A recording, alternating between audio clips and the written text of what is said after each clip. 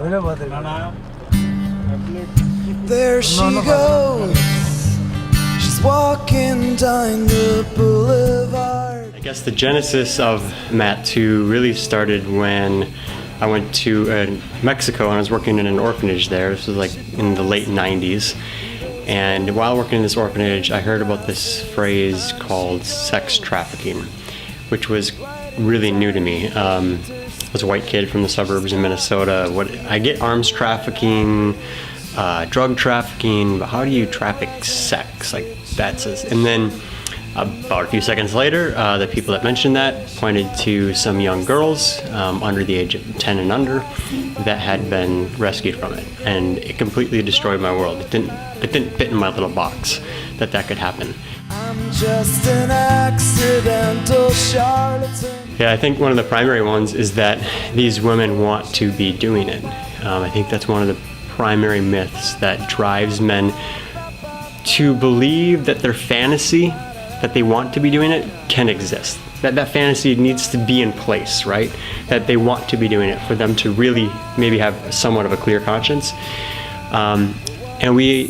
There's a study that was done by Dr. Melissa Farley, led by her and many other PhDs, and they went to 8 or 9 countries, I forget the exact amount. They interviewed over 800 people being prostituted, and what they found was that 89% of these women being prostituted wanted to escape. Not find a part-time job to supplement income. They wanted to escape.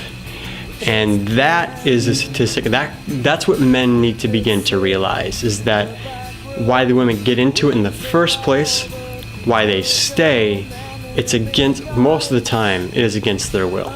And that's one of the primary myths that needs, and there's many other ones, but that would be one of the primary ones that needs to be deconstructed. Except the little boy inside me. Why is the message of MATTOO so important? Like decreasing the demand of human trafficking. What does that even mean? So what I'll use to illustrate that is human trafficking a few years ago passed arms dealing, as now it's the second largest criminal market in the world. Arms dealing is number 3, drug dealing is number 1. So human trafficking is the second largest criminal market in the world. But more important to highlight is that it is the fastest growing criminal market in the world. And so what that means then is that if you rescue one woman, 2 will be put in that person's place. That's what's happening. And so we need to rescue. Absolutely, we need to rescue. However, if we just keep rescuing and rescuing, that's like if there's a building burning down in a big city. It's just like the firefighters going in there, taking the people out, and then just letting the building burn. And then the building gets spread to another, and then the fire gets spread to another building. And then the firefighters just taking those people out and just letting the fire continue to burn.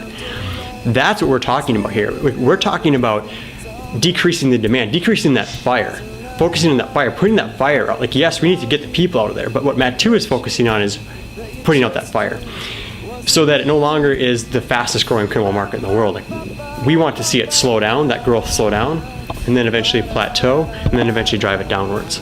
And that's why the message of MATTOO is so important, because it is men and boys, it's their misconceptions, their myths that they want to believe, the fantasies that they want to believe, that is driving this. And so that's why it's so important that this message gets out. She speaks and I just stutter. I'd like to get to know you, but I'm afraid to show you my sin. So maybe we'd be better